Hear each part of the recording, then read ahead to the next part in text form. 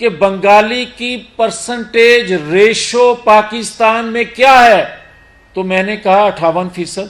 اس نے کہا پھر ہم تو پاکستان میں رہیں گے، آپ نے جانا ہے تو چلے جائیں. مگر غدار وہ ٹھہرے، اور اس وقت بھی ایک طبقہ ان کو غدار سمجھتا رہا. پھر آئے ایک رنگیلے جنرل یایا، اور وہ حسین شہید سہروردی اور شیخ مجیب کو غدار کہتے رہے، ان کے کردار پر انگلیاں اٹھاتے رہے، اور وہ پاکستان کے ٹوٹنے کا موجب بنے مگر غدار ٹھہرے.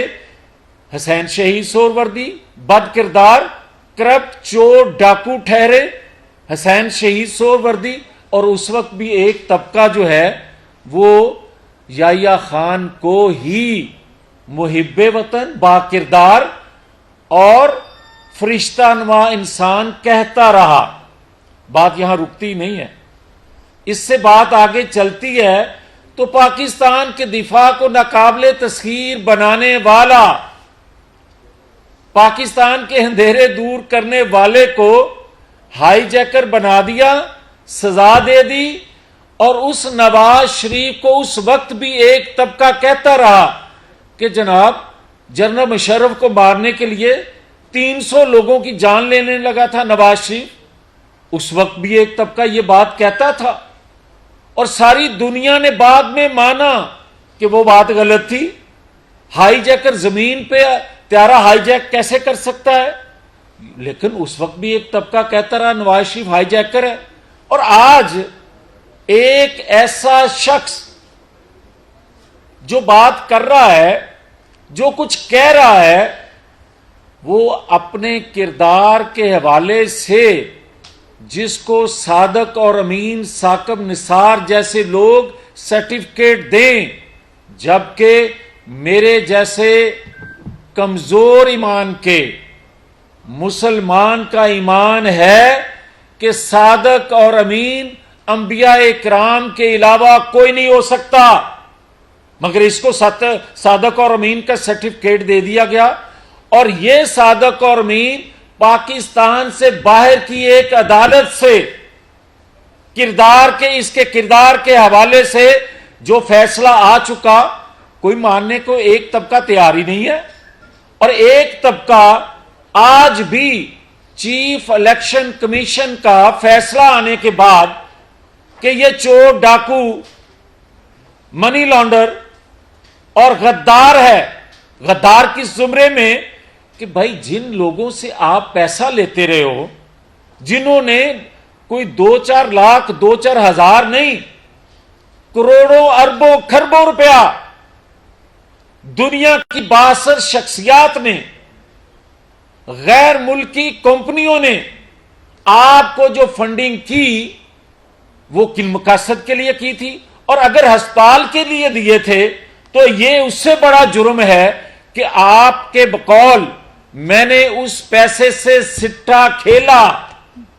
آپ کے بقول کہ اگر وہ ہسپتال کو پیسے دیے تھے تو آپ نے پی ٹی آئی کے اکاؤنٹ میں کس طرح ٹرانسفر کیے، اور اگر وہ پی ٹی آئی کو ملے تھے تو پھر آپ یہ بتاؤ کہ ان کا پاکستان کے پرائم منسٹر لگائے جانے سے پہلے تمہیں پیسہ دینے کا مقصد کیا تھا؟ کیا وہ مقاصد تم نے 4 سالوں میں پورے کر کے دکھائے؟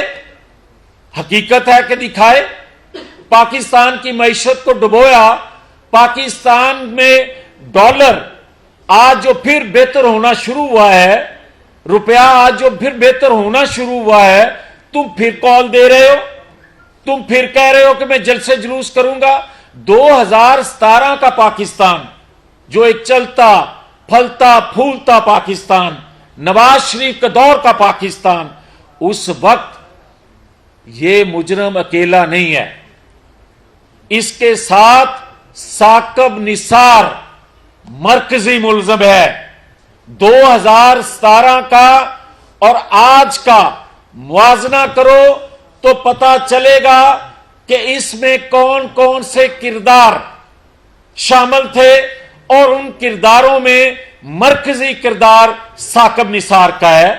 اور جب میں یہ بات کہتا ہوں تو پھر کہا جاتا ہے کہ الزام ہے اداروں پہ. میں نہیں کہہ رہا. جسٹس شوکت صدیقی کیا کہہ رہے ہیں؟ جسٹس شوکت صدیقی صاحب کہہ رہے ہیں کہ آج بھی جس طرح بنتے ہیں پینل، اور میں نہیں کہہ رہا، انتہائی میرے محترم جسٹس فائز عیسیٰ اپنے خط میں کیا کچھ کہہ رہے ہیں، میں نہیں کہہ رہا. دنیا کے جو انفارمیشن ادارے ہیں وہ ہمارے اداروں اور بالخصوص عدلیہ کے بارے میں کیا لکھ رہے ہیں. مجھے احترام ہے عدلیہ کا، میں ہمیشہ احترام کرنے والوں میں سے ہوں. مسلم لیگ ہمیشہ احترام کرنے والوں میں سے ہے. اس پر الزام لگا تھا کہ اس نے سپریم کورٹ پر حملہ کیا. بھائی اگر بغیر اجازت کے لوگ اس وقت داخل ہوئے سپریم کورٹ کی عمارت میں، کچھ شیشے ٹوٹے یا کوئی دروازہ ٹوٹا تو کہا گیا سپریم کورٹ پر حملہ ہے، ایف آئی آر درج ہوئی. مگر جو چند دن پہلے سپریم کورٹ کا دروازہ توڑ کر، دیواریں پھلانگ کے، شیشے توڑ کے داخل ہوا گیا، تو اس کو اگر کہا جائے کہ یہ ان کے جذبات کا اظہار ہے تو پھر کہہ دیں کہ اس وقت بھی جذبات کا اظہار تھا، آج بھی جذبات کا اظہار ہے، اور اگر اس وقت حملہ تھا تو پھر آج بھی حملہ ہے. یہ کیسا معیار ہے؟ اور پھر مجھے کوئی بتائے کہ شہباز گل نامی ایک شخص اگر وہ جو کچھ باتیں شہداء کے متعلق کہتا رہا اور اس پر ایف آئی آر ہو اور 2 دن کا ریمانڈ ہو، اور میں اگر سمیش کرنے کی بات کروں کہ آپ کسی لیڈر کو دھمکی نہیں دے سکتے، ہم نہیں مانتے اس چیز کو، تو اس کو غداری کے مقدمے میں گرفتار کرو اور 14 دن پورے ریمانڈ کے کرواؤ. اور آج میں آپ کو کہنے لگا ہوں کہ رات کو جیل سے مجھے اٹھا کر کون لے کے جاتا تھا اور کہاں کہاں لے کے جاتا تھا. میں اس تکلیف کا ذکر اس لیے نہیں کرتا اور نہ آج کروں گا کہ میں شرمندہ نہیں ہوں. میں سینہ تان کے کہتا ہوں کہ اگر سمت درست کرنے کے لیے، اگر آزادی کے مقاصد پورے کرنے کے لیے مجھے 1 دفعہ تو کیا 1000 دفعہ جیل میں ڈال دیا جائے مگر مقاصد پورے ہو جائیں تو میں نے اپنی زندگی کا مقصد پورا کر لیا. مگر یہ کوئی طریقہ نہیں ہے کہ آپ اگر پاکستان کے اندر، اور آج جو کچھ ہو رہا ہے، آج بھی نواز شریف کو نکال کر اس کو لانے والے سب کچھ سامنے آنے کے بعد بھی کچھ نہ سیکھیں گے، اور جو کچھ ہو رہا ہے، کچھ لوگ آج بھی اس کی ڈوریاں ہلا رہے ہیں، ہمیں سب معلوم ہے. مگر ہم یہ کہنا چاہتے ہیں کہ کیا نواز شریف کا جرم یہی ہے کہ اس نے پاکستان کے دفاع کو ناقابل تسخیر بنایا؟ نواز شریف کا جرم یہی ہے کہ اس نے سی پیک دیا، اس نے پاکستان کے اندھیرے دور کیے، اس نے پاکستان کی معیشت کو سنبھالا دیا، اس نے پاکستان سے دہشت گردی کا خاتمہ کیا، اور اس نے آنے والی نسلوں کو خوشحالی کا درس دیا، پیغام دیا، نوید دی. مگر اس کو نظریہ ضرورت کے تحت اگر آپ تاحیات نااہل کر دیں، اور ایک شخص جس کا فیصلہ چیف الیکشن کمیشن بتائے ثبوتوں کے ساتھ، اور جو 8 سال کیس چلتا رہا ہو، نواز شریف کے متعلق تو کہا گیا تھا کہ اس کا فیصلہ 3 مہینوں 2 مہینوں اور دنوں میں کر کے دکھاؤ. ایک مانیٹرنگ جج اوپر بیٹھ گیا تھا اور فیصلہ دے دیا، سنا دیا، لکھ دیا.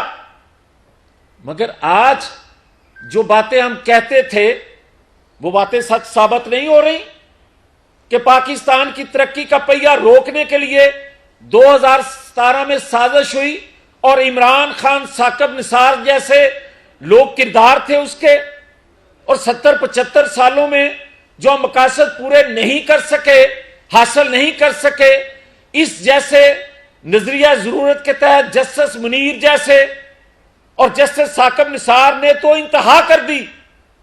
یہ جوڈیشل کو کا آغاز جسٹس منیر سے شروع ہوا اور جسٹس ثاقب نثار نے انتہا کی، مگر جسٹس شوکت صدیقی صاحب آج بھی کہہ رہے ہیں، جسٹس قاضی فائز عیسیٰ اپنے خط میں آج بھی بہت سے انکشافات کر رہے ہیں۔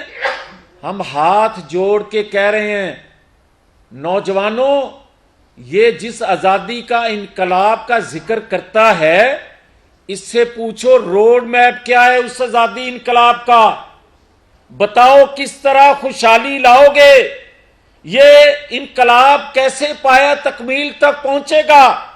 کیا اس طرح پہنچے گا کہ تم اقتدار میں آؤ اور 4 سال قرضے بھی بڑھ جائیں، کرپشن بھی بڑھ جائے، بے روزگاری بھی بڑھ جائے، مہنگائی بھی بڑھ جائے؟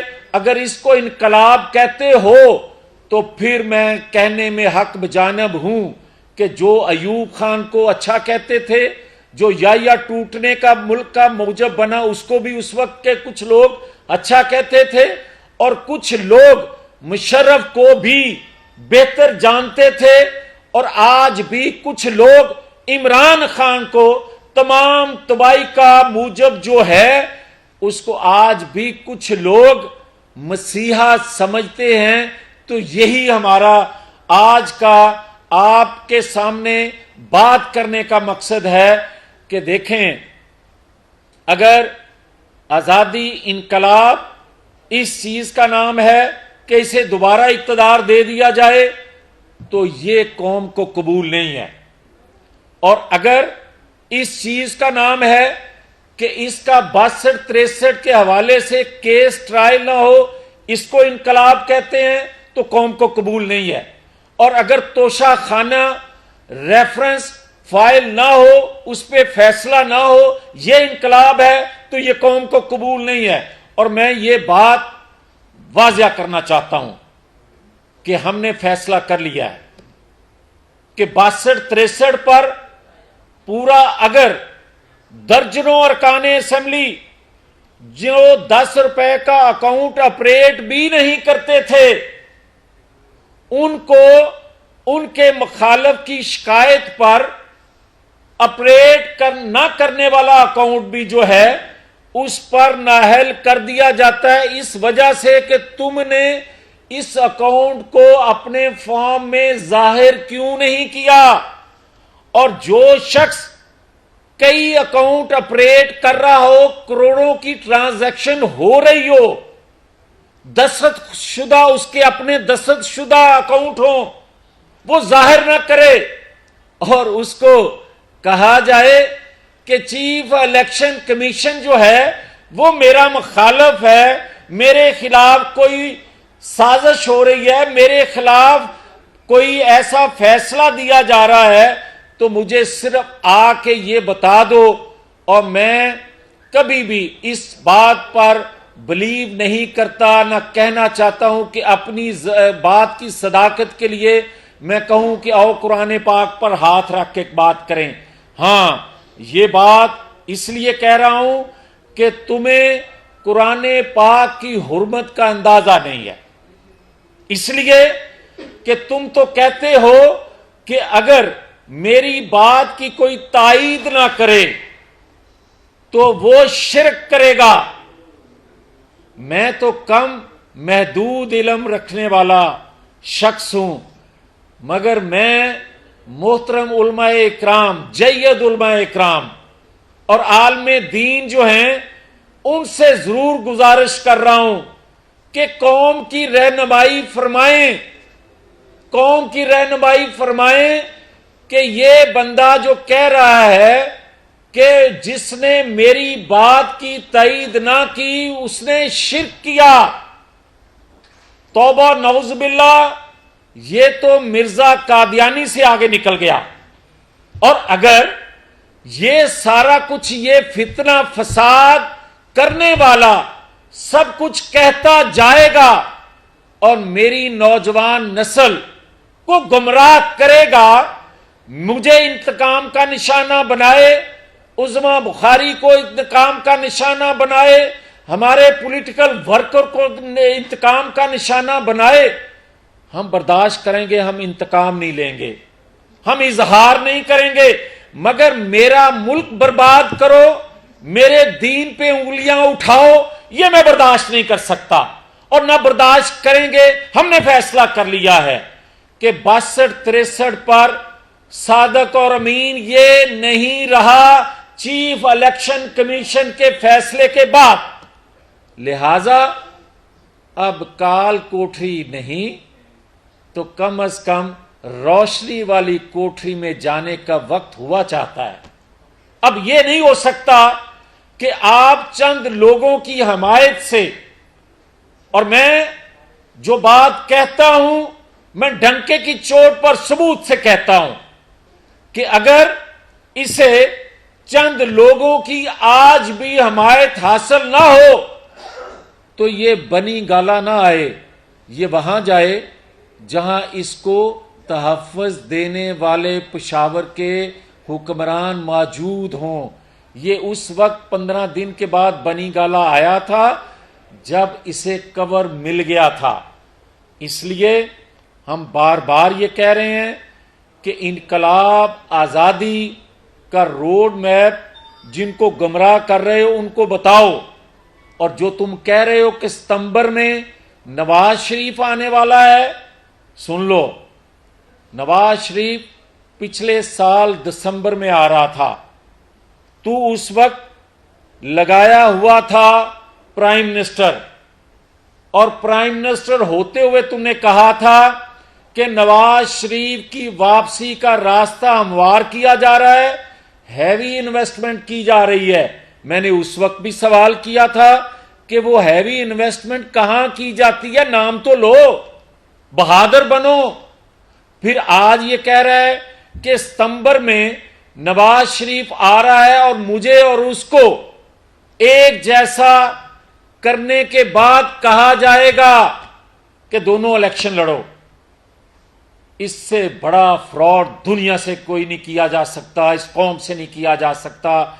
नवाज शरीफ का और तेरा मुआवजा बनता नहीं है, इसलिए कि नवाज शरीफ को अपने बेटे से 10,000 तनख्वाह न लेने पर ताहयात नाअहल किया गया, पाकिस्तान के दिफा को नाकाबिले तस्खीर बनाने वाले को सी पैक देने वाले को नाअहल किया गया, मगर करोड़ों खरबों रुपया खा जाने वाला पिंकी, फरा, इनके जरिए खाने वाले को हाथ ना डाला जाए, ये नहीं हो सकता।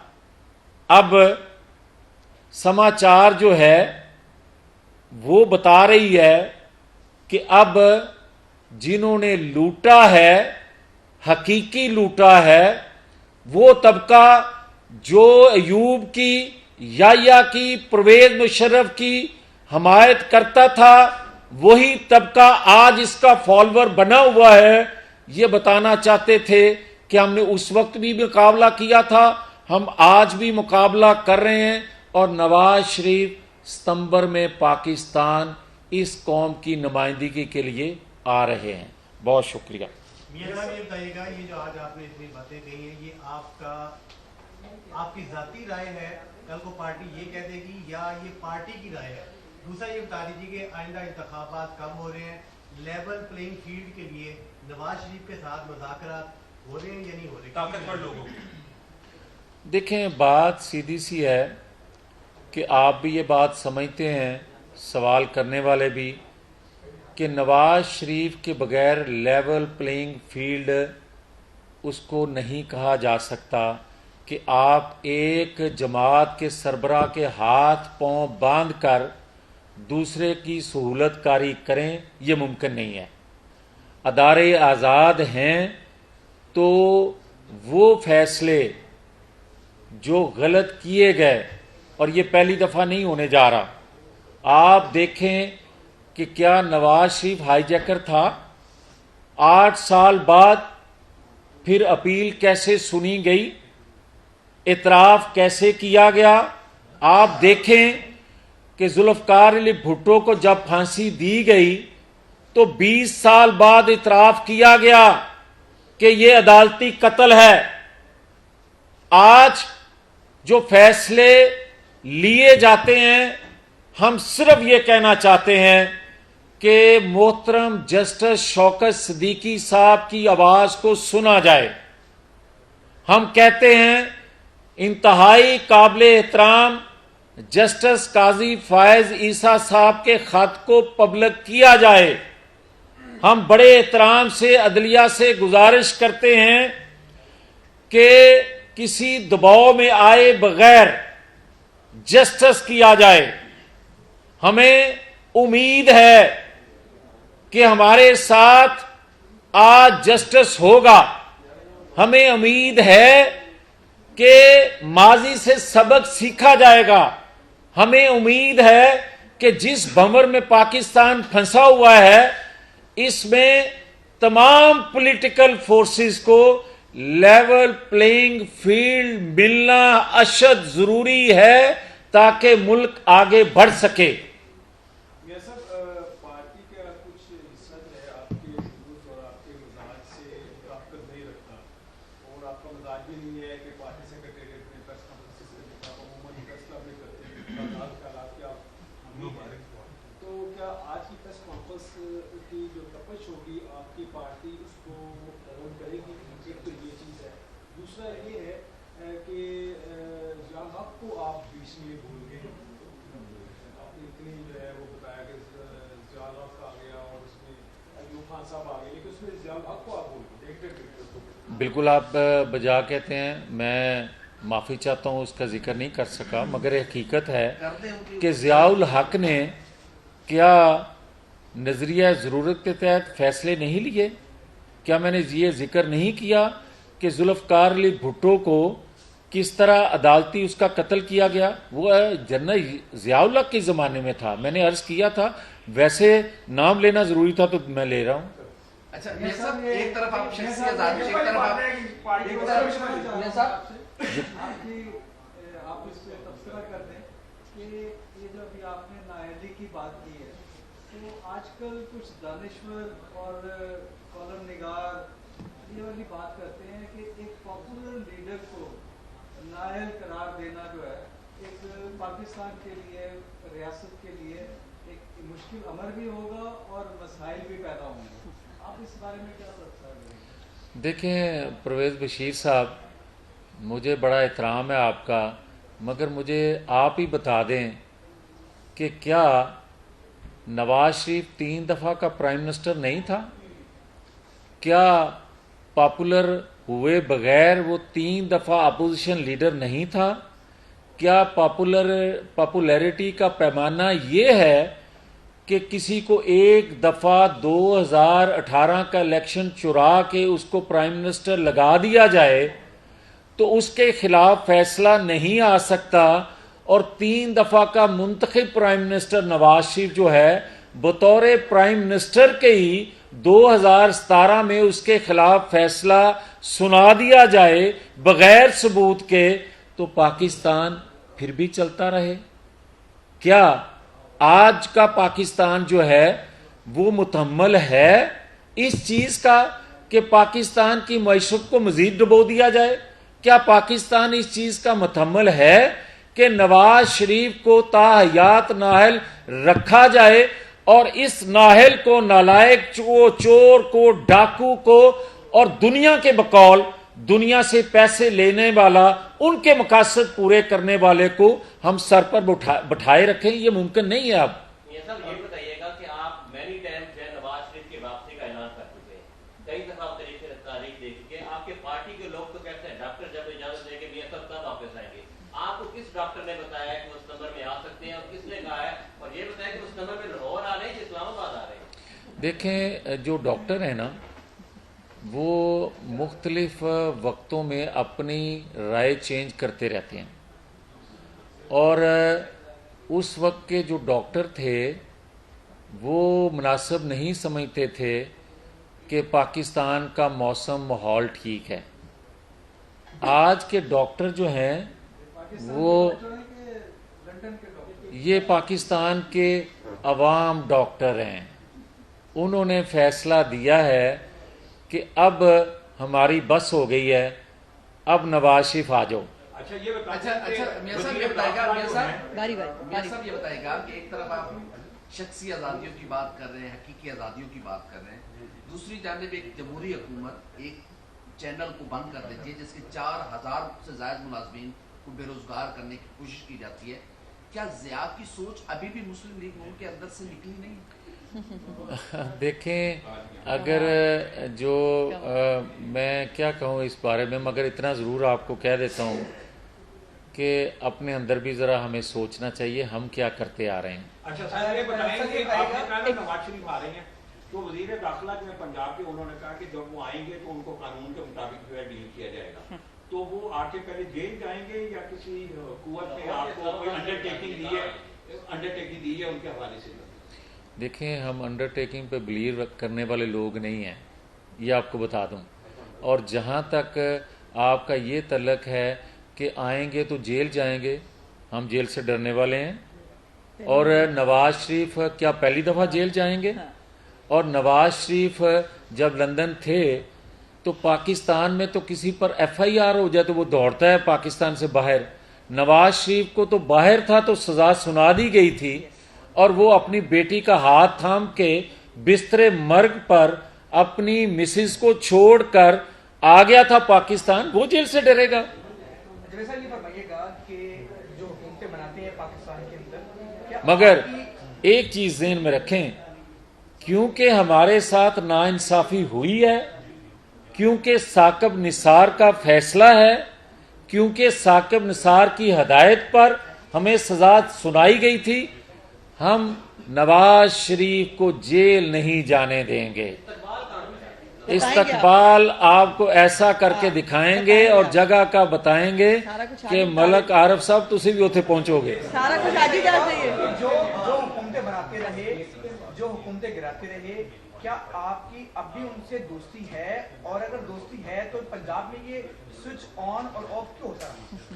دیکھو، میری بڑی واضح میری سوچ ہے، میری جماعت کی سوچ ہے، میرے لیڈر کی سوچ ہے کہ نہ ہم دوستی رکھنا چاہتے ہیں نہ ہم دشمنی رکھنا چاہتے ہیں۔ ہم چاہتے ہیں آئین قانون کے دائرے میں رہتے ہوئے اگر تمام ادارے، اس میں سیاسی جماعتیں بھی ایک ادارہ ہیں، وہ بھی کسی سے مدد نہ مانگیں، وہ بھی جگہ جگہ یہ رونا نہ روئیں کہ مینوں دوبارہ نوکری تے رکھ لو۔ میں یہ کہتا ہوں کہ تمام پولیٹیکل ادارے ہوں یا ریاست کے ادارے ہوں، ان میں بیٹھے ہوئے لوگوں کو آئین قانون کے مطابق بہیو کریں گے تو ملک اس صورتحال سے نکل سکے گا۔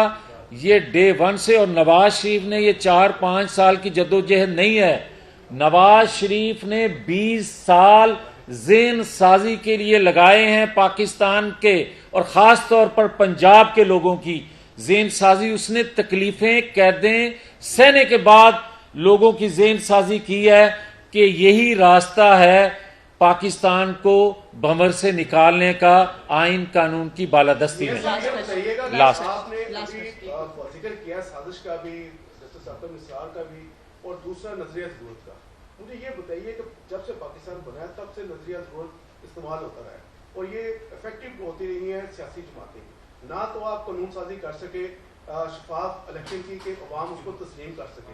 2018 کے الیکشن پہ ایک کمیٹی بنی، اس کا ابھی تک کوئی اتا پتہ نہیں۔ اب آپ کی حکومت بھی ہے، تو اس حوالے سے بھی کوئی قانون سازی ہوگی کہ کوئی جسٹس یا کوئی ادارہ اپنے آئینی حدود سے باہر نہ نکل سکے، اس کو روکنے کے لیے بھرپور طریقے سے قانون سازی ہو۔ اس میں آپ کی پیپلز پارٹی بھی شامل رہی ہے، افیکٹو ہوتی رہی ہے، آپ بھی ہوتے رہے، کیا کہیں گے؟ دیکھیں، جہاں تک آپ کا تعلق ہے کہ 70-75 سالوں میں फैसले आते रहे हैं। मैं माजरत से ये अर्ज़ करूँगा कि कुछ अदवार में फ़ैसले आइन कानून के मुताबिक भी आए हैं, भले थोड़े आए हैं, मगर जहाँ तक कानून का तल्लक है तो कानून तो बेशुमार बनते रहे, आइन बनता रहा, मगर उस पर अमल नहीं किया जाने दिया जाता। और वो कौन नहीं करने देता? जाहिर है जो बाअसर होते हैं, जो ताकत में होते हैं, वो इसको इस्तेमाल करते हैं अपने मफाद के लिए, तोड़ते हैं। यही मेरा रोना है कि आप आज़ाद भी हैं, आपके पास आइन भी है, आपका कानून भी है, मगर उस पर ना कोई अमल करने देता है और ना उस आज़ादी के मकासद कोई पूरे करने देता है। इमरान खान फितने जैसे किरदार जो हैं मुख्तलिफ औकात में अपना रोल अदा करते आए हैं और आज भी कर रहे हैं। बहुत शुक्रिया। शादी हो गई है 75 YouTube पर गूगली न्यूज देखने के लिए youtube.com की सर्च बार में गूगली न्यूज टीवी टाइप करें। गूगली न्यूज के पेज पर सुर्ख रंग के सब्सक्रिप्शन वाले बटन पर क्लिक करना ना भूलिए। YouTube पेज पर अपलोड होने वाली वीडियोस से बाखबर रहने के लिए बेल आइकन पर क्लिक कीजिए। आपको हर नई वीडियो के बारे में नोटिफिकेशन मौसूल हो जाएगा।